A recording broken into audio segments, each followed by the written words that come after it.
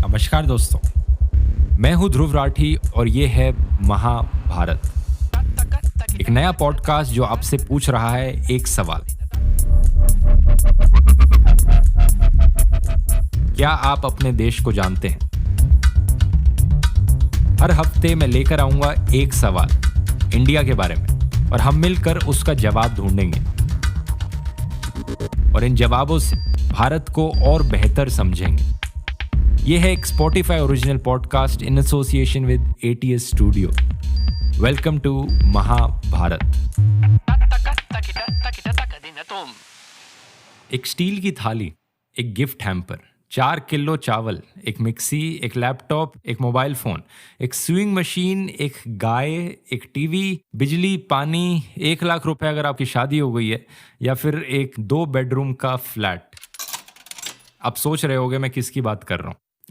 नहीं, मैं कोई सर्वाइवल किट नहीं दे रहा हूँ आपको पैंडेमिक से बचने की।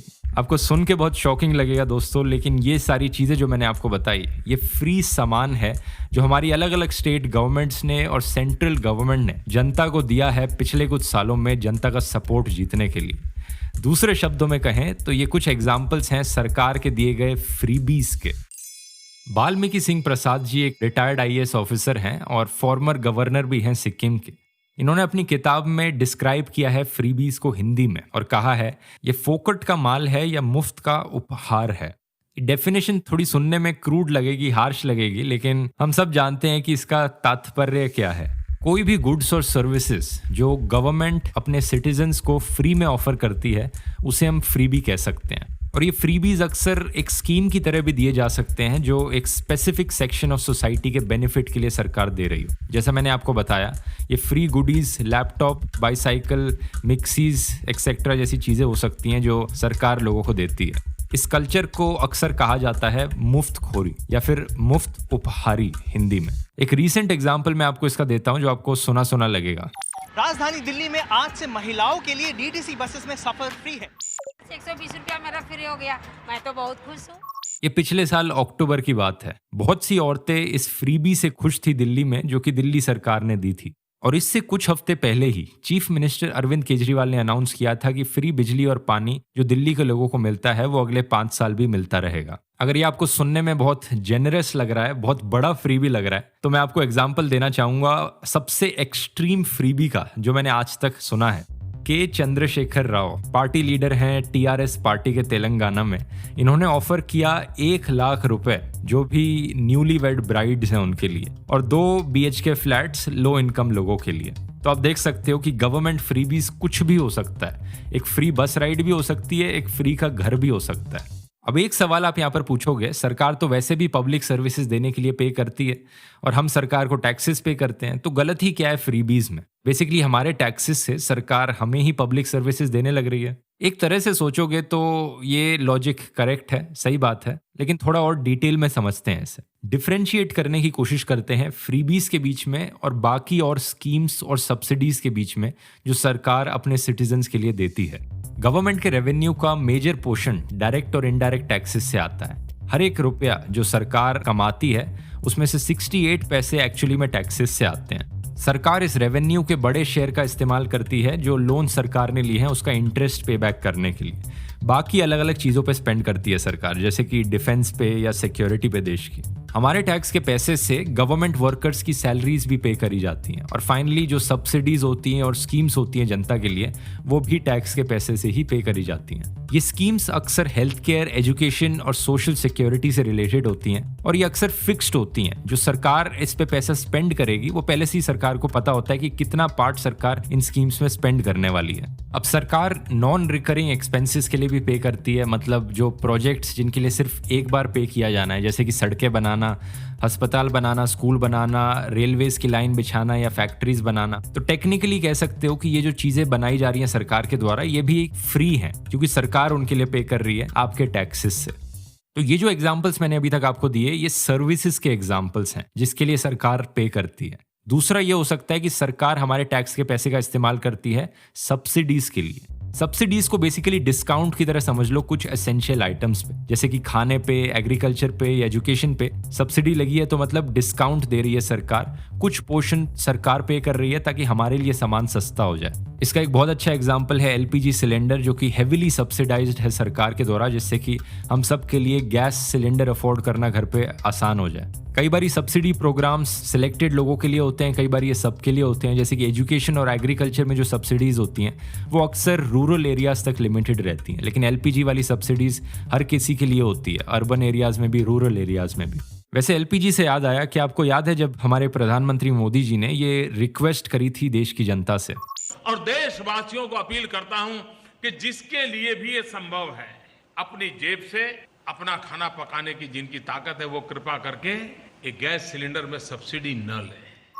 यहाँ लॉजिक ये है कि जो लोग अफोर्ड कर सकते हैं गैस का सिलेंडर खरीदना, वो अपनी सब्सिडीज को गिव अप कर दें, जिससे कि सरकार के पास ज्यादा रेवेन्यू हो, जिसे सरकार यूज कर सके गरीब लोगों के वेलफेयर में। जो हमारा यूनियन बजट है उसमें भी वेलफेयर स्कीम्स के लिए काफ़ी जगह हैं, जैसे कि प्रधानमंत्री आवास योजना जो हाउसिंग प्रोवाइड करती है पब्लिक को, या फिर प्रधानमंत्री जनधन योजना जो कि affordable access to financial services, bank accounts provide करती है, क्रेडिट, इंश्योरेंस, पेंशन्स प्रोवाइड करती है हर इंडियन को।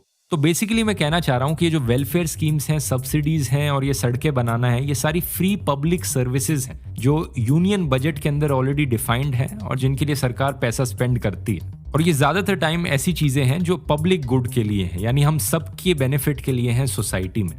अब आप इसे कंपेयर करो एक टीवी से या एक साइकिल से जो कि फ्रीबी की तरह बांटी जा रही है, फ्री लैपटॉप्स जो स्टूडेंट्स को दिए जा रहे हैं, ये भी पब्लिक के बेनिफिट के लिए ही हैं डेफिनेटली, लेकिन ये प्राइवेट गुड्स हैं, किसी बजट का पार्ट नहीं है या किसी फिक्स्ड वेलफेयर स्कीम का पार्ट नहीं है। ये वो गवर्नमेंट फ्रीबीज हैं जो पॉलिटिकल पार्टीज अपनी तरफ से दे रही हैं। तो उम्मीद है ये डिफरेंस समझ में आया होगा आपको इन दोनों के बीच में क्या है। इंडियन पॉलिटिक्स में जो फ्रीबी कल्चर है ये कोई नई चीज नहीं है, ये 1960s से चली आ रही है। 1967 में डीएमके पार्टी के लीडर सीएन अन्नादुराई ने एक स्कीम इंट्रोड्यूस करी थी जो कि 4.5 किलोग्राम चावल को ₹1 के कॉस्ट में दे देती थी जनता को। इस स्कीम के बेसिस पे डीएमके ने इलेक्शन जीती उस साल एक बहुत बड़े मार्जिन से। पर इस फ्रीबी कल्चर को समझने के लिए थोड़ा सा टाइम में पीछे चलते हैं, 140 BC में, यानी आज से करीब 2000 साल पहले चलते हैं। ये रोमन रिपब्लिक के फॉल की बात है, जब डेमोक्रेटिक गवर्नमेंट हुआ करती थी, वहां पर लीडर्स को इलेक्ट किया जाता था वोटिंग से।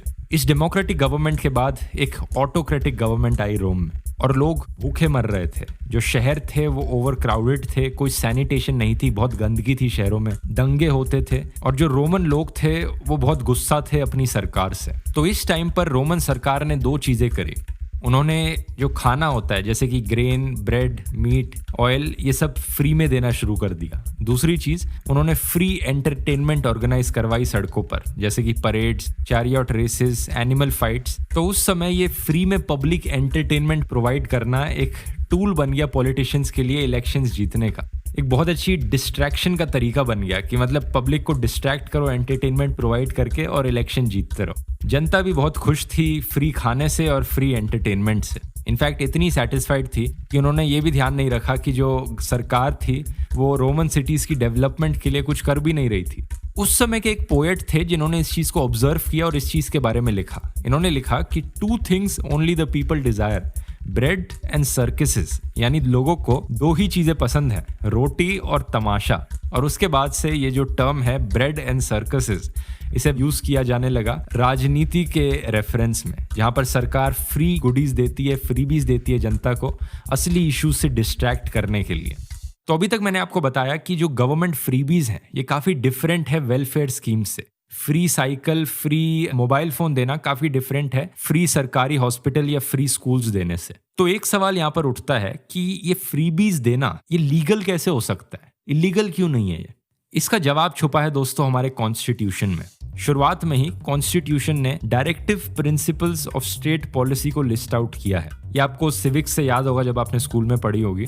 Direct principles of state policy basically guidelines हैं जो बताती हैं कि सामाजिक और आर्थिक कंडीशंस, सोशल और इकोनॉमिक कंडीशंस जिसमें सिटीजन्स रह रहे हैं उनको एक अच्छी लाइफ के लिए क्या चाहिए। ये प्रिंसिपल्स कहती हैं कि इंडिया एक वेलफेयर स्टेट है, लोक हितकारी राज्य है। आसान भाषा में कहूँ तो इसका मतलब ये है कि इंडियन गवर्नमेंट को ऐसी स्टेप्स लेनी पड़ेंगी कि वो इंडियन सिटीजन्स का इकोनॉमिक और सोशल वेलफेयर प्रमोट कर सकें। और at the end of the day government freebies क्या है? ये बेसिकली एक टूल है सिटीजन की वेलफेयर के लिए। तो इस कॉन्स्टिट्यूशनल प्रोविजन की वजह से गवर्नमेंट फ्रीबीज लीगल है। और एक और चीज हमें ये नहीं भूलनी चाहिए कि गवर्नमेंट फ्रीबीज किसी लॉ के अगेंस्ट नहीं जा रहा है। कोई ऐसा लॉ नहीं बना कि गवर्नमेंट फ्रीबीज इलीगल है। ये ऐसी स्टेप्स हैं जो ली जा रही हैं वेलफेयर स्टेट के लिए, जिसे अक्सर क्रिटिसाइज किया जाता है। इनफैक्ट जो आइडिया है वेलफेयर स्टेट का, इसकी काफी बुरी रेपुटेशन है आजकल। जो लोग इस चीज को क्रिटिसाइज करते हैं वो बोलते हैं कि क्या सरकार को सही में रिस्पॉन्सिबिलिटी देनी चाहिए कि देश में रहने वाले हर सिटीजन्स के वेलफेयर को वो देख सकें। अगर सरकार ये काम करेगी तो लोग खुद क्या करेंगे? ऐसा करने से टैक्सेशन बहुत ज्यादा बढ़ जाएगी और प्रोडक्टिविटी बहुत कम हो जाएगी। सिटीजन्स अपनी सरकार के ऊपर बहुत ज्यादा डिपेंडेंट बन जाएंगे। बाकी लोग कंसर्न्ड हैं कि वेलफेयर स्कीम्स कोई फंडामेंटल प्रॉब्लम्स को सॉल्व नहीं करती हमारी सोसाइटी में। जैसे कि आप अगर फ्रीबीज बांटोगे, फ्री मोबाइल दोगे, फ्री साइकिलें दोगे, इससे ऐसा तो होगा नहीं कि हमारे गांव में सीधा सीधा साफ पानी आने लग जाएगा या अच्छी शिक्षा मिलने लग जाएगी बच्चों को। कौन सी प्रॉब्लम सॉल्व होगी हमारी सोसाइटी में अगर आप फ्री टीवी बांटने लग जाओगे लोगों को? तो फ्री इलेक्ट्रिसिटी, फ्री हाउसिंग और फ्री ट्रांसपोर्ट, ये कुछ ऐसी फ्रीबीज हैं जिनके बारे में आर्ग्यू किया जा सकता है कि एक्चुअली में जनता के बेनिफिट के लिए हैं एज कम्पेयर टू बाकी और फ्रीबीज जिनका कोई बेनिफिट नहीं निकलता। लेकिन एक सवाल इन फ्रीबीज के बारे में भी उठाया जाता है, स्पेशली दिल्ली सरकार के ऊपर। डेफिनेटली देखिए ये अच्छा कदम है, लेकिन ये कदम आज जब चुनाव आने वाले हैं दिल्ली में तभी क्यों उठाया गया? गवर्नमेंट के द्वारा दिए गए फ्रीबीज और इलेक्शंस, इनके बीच में अक्सर एक बहुत बड़ा लिंक है। पॉलिटिकल पार्टीज अपने मैनिफेस्टो में फ्रीबीज ऑफर करती हैं दोबारा इलेक्शन जीतने के लिए, और रूलिंग पार्टीज अक्सर बहुत से फ्रीबीज देती हैं इलेक्शन से एकदम पहले।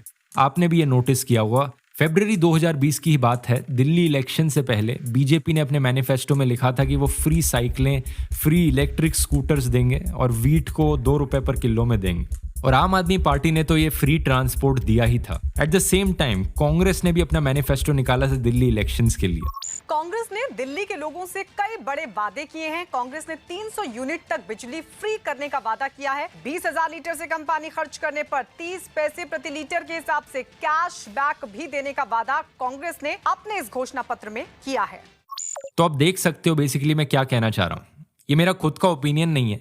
2019 में एक दिल्ली बेस्ड एनजीओ है एसोसिएशन फॉर डेमोक्रेटिक रिफॉर्म्स, उन्होंने एक सर्वे कंडक्ट किया था 543 पार्लियामेंट्री कॉन्स्टिट्यूएंसीज में। इस सर्वे ने पाया कि करीब 40% voters distribution of cash, liquor और फ्रीबीज को एक इंपॉर्टेंट फैक्टर मानते हैं किसी भी कैंडिडेट को वोट करने से पहले। तो अब एक सवाल आप शायद यहाँ पर आप पूछोगे कि क्या गवर्नमेंट फ्रीबीज पॉलिटिकल पार्टीज के लिए काम करते हैं? क्या पॉलिटिकल पार्टीज के लिए एक सक्सेसफुल तरीका है जीतने के लिए इलेक्शन? इसका आंसर मैं कहूंगा बेसिकली हाँ है। 2012 में एसएडी पार्टी पंजाब में इन्होंने फ्री लैपटॉप्स दिए डेटा कार्ड्स के साथ, फ्री साइकिलें दी लड़कियों के लिए और 5,000 रुपए दिए हर परिवार के लिए जिनके घर पे एक लड़की पैदा होती है। और उस साल एसएडी पार्टी ने इलेक्शंस जीती। और ये तो सिर्फ एक एग्जाम्पल है। 2017 में ही पंजाब में कांग्रेस पार्टी ने मोबाइल फोन्स ऑफर किए थे और उन्होंने भी इलेक्शन जीती। अक्सर पॉलिटिकल पार्टीज एक दूसरे के कंपैरिजन में कंपीटिंग ऑफर्स जारी करती हैं कि कौन सी पॉलिटिकल पार्टी यहाँ पर सबसे अच्छा फ्रीबी देगी। 2012 की बात करें उत्तर प्रदेश में, उस स्टेट इलेक्शन में बीजेपी ने एक फ्री गाय देने का फ्रीबी ऑफर किया हर परिवार को जो भी बिलो पॉवर्टी लाइन है उत्तर प्रदेश में। इसका कंपीटिंग ऑफर कांग्रेस ने दिया फ्री इलेक्ट्रिसिटी वोटर्स के लिए जो शेड्यूल्ड कास्ट और शेड्यूल्ड ट्राइब फैमिलीज को बिलोंग करते हैं। लेकिन दोनों पार्टीज ने अपनी इलेक्शन हारी समाजवादी पार्टी के कंपैरिजन में, जिन्होंने फ्री लैपटॉप्स ऑफर किए बच्चों को। सुनने में तो आपको मजा आ रहा होगा, लेकिन एक सीरियस सवाल यहाँ पर उठता है, क्यों सिटीजन्स ऐसे लीडर्स के लिए वोट करते हैं जो फ्री लैपटॉप देंगे या फ्री गाय देंगे? हाँ, फ्री सामान किसे पसंद नहीं, लेकिन वोट देने से पहले तो हमें ये देखकर वोट देना चाहिए ना कि कौन बेटर लीडर है। एक रीजन तो हमने ऑलरेडी डिस्कस कर लिया है, वो ब्रेड्स एंड सर्कसेस वाला रीजन। लेकिन इसके पीछे एक और इंटरेस्टिंग व्यू पॉइंट है। गुरचरण दास इंडिया अनबाउंड बुक के ऑथर हैं। उन्होंने टाइम्स ऑफ इंडिया में लिखा था, Nothing quite explains Indian politics as the fact that we embraced democracy before capitalism. The rest of the world did it the other way around. India एक democratic country बना 1950 में, लेकिन India ने अपने markets को लिबरलाइज किया सिर्फ 1991 में, यानी कैपिटलिज्म को एम्ब्रेस किया 1991 में। तो डेमोक्रेसी इंडिया में पहले आई, कैपिटलिज्म बाद में आया, लेकिन ज़्यादातर वेस्टर्न कंट्रीज़ में कैपिटलिज्म पहले आया, डेमोक्रेसी बाद में आई। किसी भी मार्केट प्लेस में एक सामान को पहले प्रोड्यूस करना पड़ता है जिससे पहले कि कोई कंज्यूम कर पाए, और एक सैलरी अर्न करनी पड़ती है किसी को भी जिससे पहले कि कोई टीवी खरीद पाए। सिमिलरली एक इलेक्शन को सपोजिडली अकाउंटेबिलिटी इन्फोर्स करनी होती है पॉलिटिक्स में। एक वोटर को परफॉर्मेंस को देखकर वोट देना होता है, लेकिन हमारे वोटर्स फ्री टीवीज और फ्री कैश को देखकर वोट देते हैं। गुरचरण दास जी कहते हैं कि because democracy came before capitalism, Indian politicians have a tendency to distribute the pie before it is baked. यानी खाना बनने से पहले उसे बांटना शुरू कर देते हैं हमारे पॉलिटिशियंस, और हम वोटर्स के लिए सिर्फ वादे ही काफ़ी होते हैं। ज़रा सोचकर देखिए दोस्तों, आपके दिमाग में क्या आता है जब मैं आपसे ये कहता हूँ एक political party free laptops offer करती है जनता के लिए in exchange for a vote. जनता उस पार्टी के लिए वोट कर देती है और पार्टी पावर में आ जाती है। तो एक सवाल यहाँ पर ये उठता है कि क्या गवर्नमेंट फ्रीबीज को एज ब्राइब्स कंसिडर किया जा सकता है? यहाँ पर चीज़ें बड़ी इंटरेस्टिंग होती हैं। ये एक ऐसा मुद्दा है जो सुप्रीम कोर्ट तक में डिबेट किया जा चुका है। 2013 में Madras high court advocate S Subramaniam Balaji, उन्होंने एक पेटिशन फाइल करी इलेक्शन कमीशन के अगेंस्ट मद्रास हाई कोर्ट में।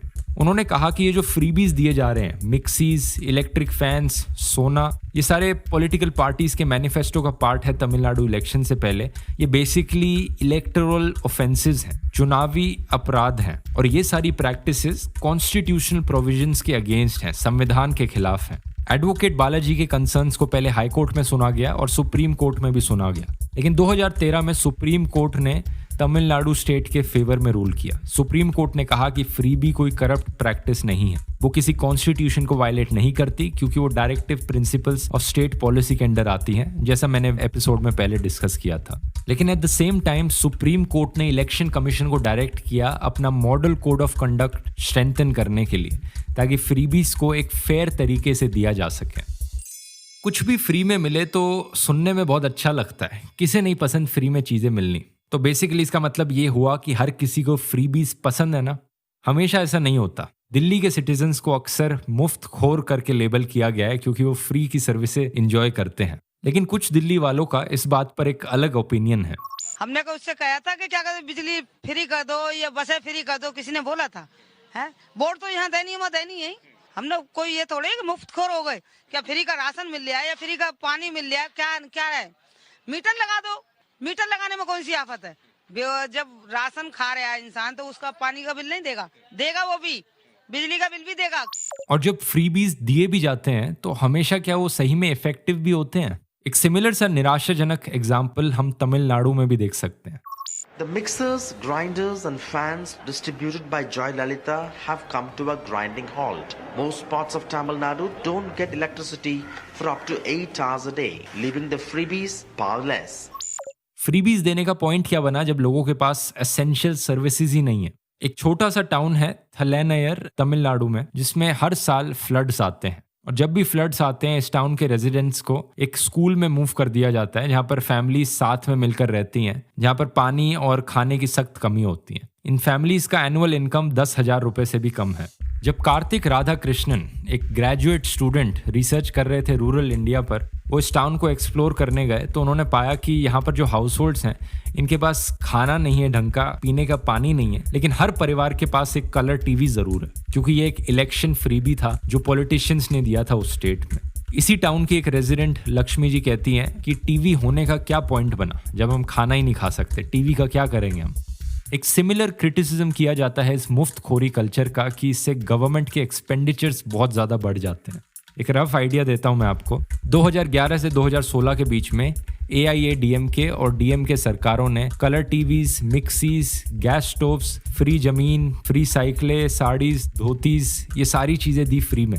2016-17 में तमिलनाडु सरकार का जो सोशल सेक्टर एक्सपेंडिचर था वो था 33,800 करोड़ रुपीस। 2013 में अखिलेश यादव की सरकार ने अनाउंस किया फ्री लैपटॉप स्कीम स्टूडेंट्स के लिए, और बाद में पाया गया कि उत्तर प्रदेश की सरकार HP को, जो कंपनी कंप्यूटर को बना रही थी, लैपटॉप्स को बना रही थी, 900 करोड़ रुपीस ओ करती थी। कई इकोनॉमिस्ट आर्ग्यू करते हैं कि जो कॉन्सेप्ट है फ्रीबीज का, ये इकोनॉमिक्स की बेसिक प्रिंसिपल्स के ही खिलाफ है, क्योंकि कोई भी चीज़ कभी फ्री नहीं हो सकती। किसी न किसी को तो उस फ्री चीज के लिए पे करना पड़ेगा, और इस केस में सरकार पे कर रही है अपने रेवेन्यू से। लेकिन ओवर द इयर्स जो फिस्कल डेफिसिट है सरकार का, वो बढ़े जा रहा है इन फ्रीबीज की वजह से। स्टेट गवर्नमेंट्स का जो फिस्कल डेफिसिट है वो 2012 में ऑन एवरेज 1.93% था, 2017 में बढ़कर 3.5% हो गया। तो दोस्तों, अभी तक हमने काफ़ी नेगेटिव पॉइंट्स डिस्कस किए फ्रीबीज के बारे में, लेकिन किसी भी और पॉलिसी की तरह फ्रीबी कल्चर का एक पॉजिटिव साइड भी है। काफ़ी क्रिटिक्स ने एडमिट किया है कि जो दिल्ली सरकार का मॉडल है फ्रीबीज देने का, उन्होंने सिटीजन्स को बेनिफिट पहुंचाया है बिना सरकार का एक्सपेंडिचर बढ़ाए। चीफ मिनिस्टर अरविंद केजरीवाल ने इसी फ्रीबी कल्चर को खुद से डिफेंड किया था। So Delhi Chief Minister Arvind Kejriwal has now defended giving out freebies offered by his party. He's tweeted, and I quote, "Freebies in limited dose are good for the economy. It makes more money available to the poor, hence boosts demand. However, it should be done in such limits so that no extra taxes have to be imposed and it does not lead to budget deficits." इनकी राय यह है कि दिल्ली सरकार का एक revenue surplus maintain रहा है। इसका मतलब सरकार ने जो पैसे कमाए हैं बाकी सोर्सेज से, वो एक्सपेंडिचर से ज्यादा रहा है। तो हमने जो तमिलनाडु के केस में देखा कि गवर्नमेंट का एक्सपेंडिचर बढ़े जा रहा है, वो इस केस में नहीं हो रहा। आम आदमी पार्टी की सरकार ने अपने सरप्लस का कुछ पैसा इस्तेमाल किया फ्रीबीज देने में in the form of subsidised electricity, पानी, फ्री बस, मेट्रो टिकट्स औरतों के लिए। और कुछ लोग आर्ग्यू करते हैं कि अगर ये सारी फ्रीबीज देने से सरकार के एक्सपेंसेस पर फर्क नहीं पड़ रहा, तो ये प्रॉब्लम क्यों है? क्योंकि अल्टीमेटली ये स्कीम्स जनता के ही बेनिफिट के लिए दी जा रही हैं। ये स्कीम्स वेलफेयर को अचीव करती हैं थ्रू इक्विटी। आसान भाषा में कहूं तो इक्विटी का मतलब है state of equal opportunities and benefits for all sections of society. अब ये डेफिनेशन आपको सुनने में इक्वालिटी से काफी क्लोज लगेगी, लेकिन इक्विटी और इक्वालिटी में एक इंपॉर्टेंट डिफरेंस है। इक्वालिटी इंश्योर करती है एक सोसाइटी के अंदर फेयरनेस, कि हर सिटीजन को इक्वल अपॉर्चुनिटीज मिले, और इक्विटी इंश्योर करती है सेम चीज, fairness her section of society के लिए डिपेंडिंग ऑन देयर नीड्स। तो सरकारें फ्रीबीज दे सकती हैं उन लोगों को जिन्हें ज्यादा जरूरत है, जिससे कि जो लोग निचले सेक्शन में हैं उनको अपलिफ्ट किया जा सके और उनकी सिचुएशन इंप्रूव हो। ये है बेसिकली इक्विटी का मतलब। तो गवर्नमेंट फ्रीबीज, हमने इसका गुड, बैड एंड अगली पार्ट सब कवर कर लिया। सच्चाई यह है दोस्तों कि फ्रीबी कल्चर इंडियन पॉलिटिक्स से बहुत इंटरलिंक्ड बन चुका है। हम बहुत लंबी चर्चा कर सकते हैं इस पर कि ये कितना अच्छा है, कितना बुरा है, लेकिन हम सब मानेंगे कि ये हमारे पॉलिटिकल कल्चर का एक पार्ट बन चुका है।